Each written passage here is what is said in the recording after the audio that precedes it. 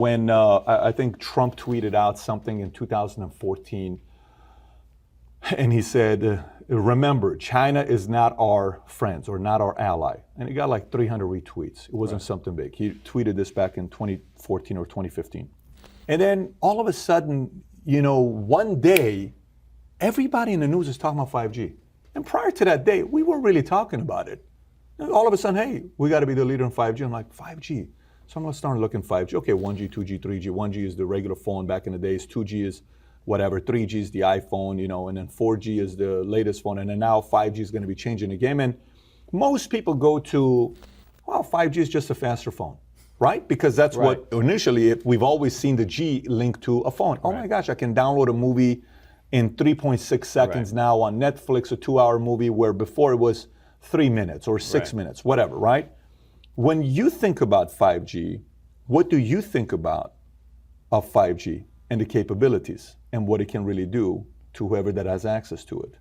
That's a good question. So if you go back to 2007 when the iPhone came out. 2007. The top 5 in market cap were AT&T, General Electric, Microsoft, ExxonMobil, and Shell. Right? The phone comes out in 2007. I had one, 3G network. It's not a very good experience. 4G network comes out. By the way, we're the second country in the world to build a 4G network.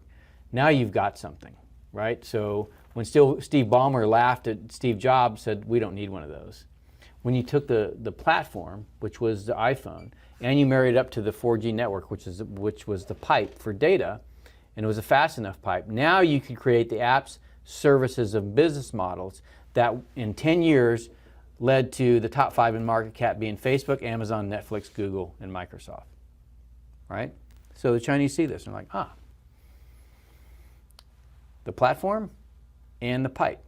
So the smartphone, this iPhone, which was the first one, then Android. So Apple and Google, right, dominate the mobile platform that the app services and business models of that economy are built on. Now look at the iPhone. It's a hardware, software, tightly integrated, closed-walled system like Steve Jobs liked, and the data was encrypted. Why was the data encrypted? Why did San Bernardino happen? Because Apple's an American company, right? They know you want privacy. They encrypt their phone. So now you've got the platform, and Android also went on to encrypt their platform. So both encrypted, right? So private devices. Take the cloud away from it. Just look at the device itself. Sure. It's meant to be a private device. Why? It's American product. Fast forward, to 2009, China starts to look at that. Says, okay, we want to dominate the next level, right? Not just the technology. We want the apps, services, and business models to be Chinese companies. And so Huawei gets hundreds of billions of dollars to develop 5G and ZTE. But then you have Baidu, Alibaba, and Tencent. So they're behind the Chinese firewall. They're protected. You can't have the fangs going in there. It's just the bats that control the e-economy within China. And then you start, at the same time you're developing 5G, right, the platform, and I'll get to that in a second, but you're also developing Baidu, Alibaba, and Tencent.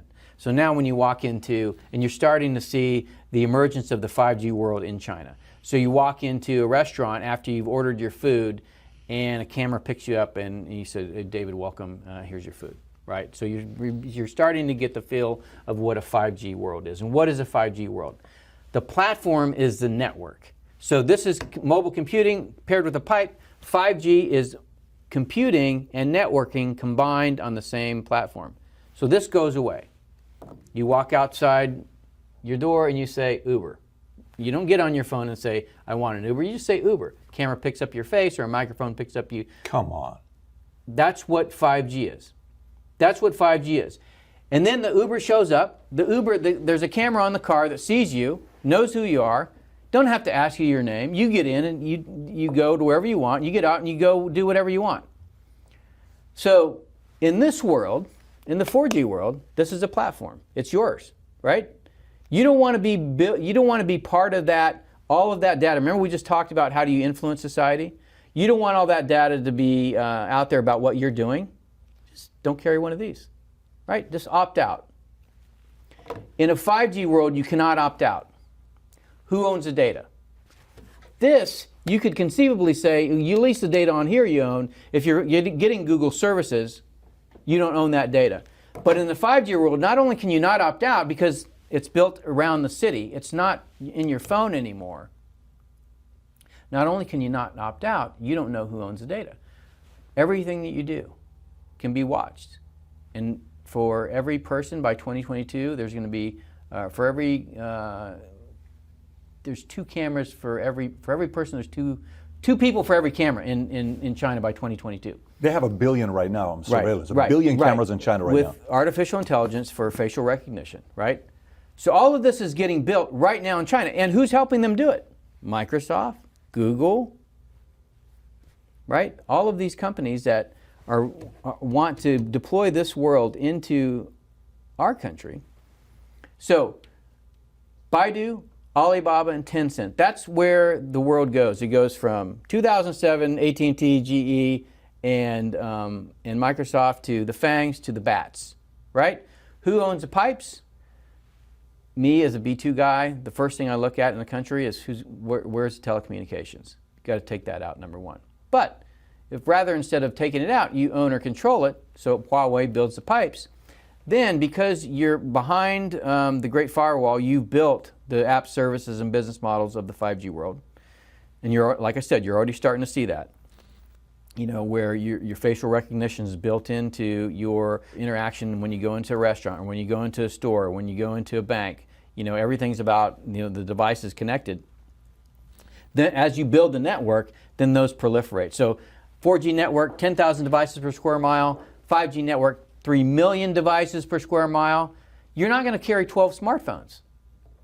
You may not even carry a smartphone. 10,000 to 3 million? 10,000 to 3 million. That's what 5G does. The connectivity explodes, right? So that allows you to put devices literally everywhere that can make your life more convenient or can track you. There's a bike in DC. It's called Mobike. Have you seen these things? They're silver and orange. Look out for them next time you're in DC. They're silver and orange, called Mobike. They had them when I was in 2016 when I get to Beijing. You take your phone, and by the way, I took a phone, right, a phone that I threw away when I got home, and I had said, You threw it away when you got home. I threw it away when I got home. Load all the apps on it that a Chinese person has so I can understand what they do.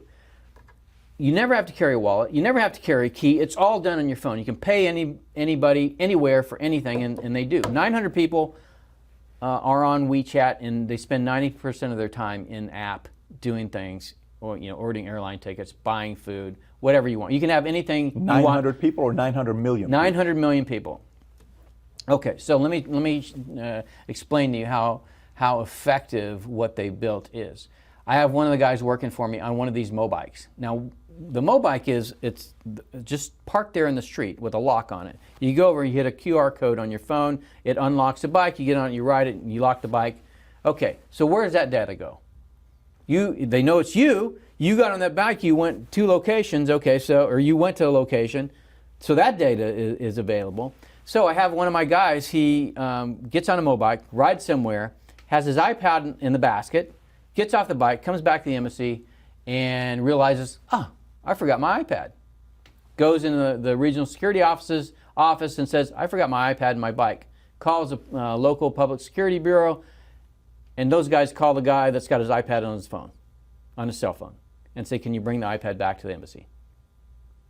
That's how wired Beijing is right now.